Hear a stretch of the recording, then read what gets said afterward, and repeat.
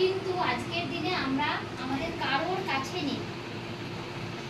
তাহলে কি হলো, আমি একটা কাজ করছি কিন্তু আমি তার পাশাপাশি আমি যদি ঘরের সংসারের কাজ করে কেউ, সেটাও কিন্তু তার একটা ওয়ান টাইপ অফ ওয়ার্ক। কেননা যদি তার স্বামীকে কোনো লোক রাখতে হয় বাড়িতে, মিনিমাম 10 থেকে 15,000-এর নিচে আজকাল ওয়েস্ট বেঙ্গলে থাকে না, যদি ব্যাঙ্গালোর হায়দ্রাবাদে যান তাহলে 25 থেকে 30,000 টাকার নিচে পাবেন।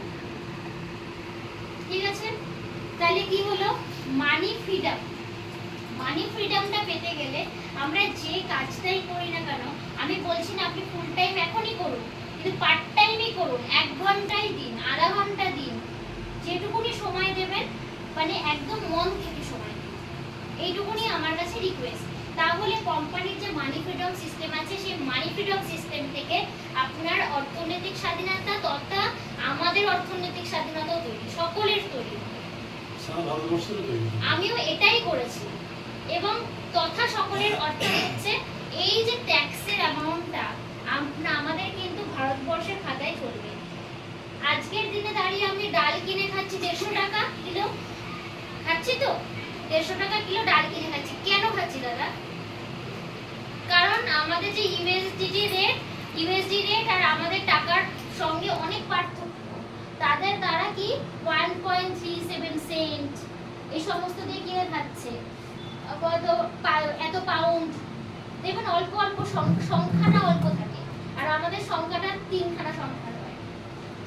তাহলে আমাদের ভারতবর্ষের অর্থনীতিটাকে যদি আমরা সকলের মিলেমিশে, অবশ্যই আমরা একটু একটু করে যদি নিজের ইনকামটাই বাড়ে, তাহলে কিন্তু আমাদের ওই টাকার যেটা মূল্য, সেই টাকার মূল্যটাও কিন্তু বাড়বে। এবং আমাদের ওই টাকার সাথে মোটামুটি কাছাকাছি মূল্যও যদি আসে, তাও আমরা সার্ভাইভ করতে পারবো ভালো, এবং আমরা একটি ভালো অর্থনীতি সম্পূর্ণ দেশে পরিণত।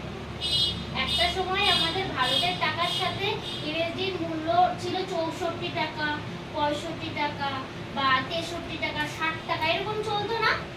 এরকম চলতো তো। আজকের দিনে দাঁড়িয়ে দেখুন প্রায় 90 প্লাস, 93, 4। তাহলে কেন আমরা তো মূল্য বৃদ্ধি তো পাবে, এটা স্বাভাবিক ব্যাপার। আমাদের শেয়ার মার্কেট যদি কমে যায়, আমাদের যদি ট্যাক্সের ইয়েটা মানে কোষাগারে যদি টাকাটা কম থাকে, আমাদের টাকার মূল্য এমনি বৃদ্ধি পাবে, এটা স্বাভাবিক ব্যাপার। তাহলে কি আমরা কেউ মানি ফ্রিডম কেউ পাই না। আমাদের ভাবতে হয়, একটা জিনিস করতে গেলে ভাবতে হয়, পকেটের দিকে তাকাতে হয়, কত টাকা আছে, এখনো করতে হয়। আমি এই কোম্পানিতে ক্রাউনের কাছাকাছি বলে এই নয় যে আমাকে পকেটের দিকে তাকাতে হয় না, আমাকেও তাকাতে হয়, আপনাকেও তাকাতে হয়, স্বাভাবিক ব্যাপার। যার যে যত টাকা ইনকাম তার সেরকম লাইফস্টাইল চলবে। তো মানি ফ্রিডম তার কোম্পানি বলছে যে আপনি এই অবধি দেখাবো, হ্যাঁ, প্ল্যানের আর দূরে যাব না। আপনি জয়েনিং করেছেন, তারপরে আপনি 4200 টাকার একটা রিপারচেজ করুন। একবার রিপারচেজ করলে আমি আপনাকে আমার সামর্থ্য অনুযায়ী আপনাকে মানি ফ্রিডম দিতে পারবো। কিসে দিতে পারবো? অঙ্কে দিতে পারবো। অঙ্ক বলছে আমি দিতে পারবো। তো কোম্পানি কি বলছে, 4200 টাকার একটা রিপারচেজ করুন। রিপারচেজ করলে আপনার নিচে কোম্পানি গ্লোবালি 3টে লোককে কোম্পানি সাজাবে। গ্লোবাল কথাটার অর্থ আপনিও না, আবার আপনিও। মানে আপনি বলেন যে আমি কাজ করব না, তাহলেও হতে পারে। আপনি কাজ করলেন না, তাহলেও হতে পারে, অথবা আপনি কাজ করলেন তাহলে। গ্লোবালি মানে আমরা সকলে, যত আইডি হোল্ডার আছে সকলের আইডি হোল্ডারকে বলছে 4200 টাকার একটা রিপারচেজ করতে। রিপারচেজ করলে কোম্পানি এরকম ভাবে 3টে লোককে সাজাবে যারা 4200-ই রিপারচেজ করেছে। আপনি কারোর নিচে গিয়ে পড়লেন, সে আমার নিচে গিয়ে বলে, এখানে টিমের কোনো ব্যাপার নেই, সব টিম হতে পারে।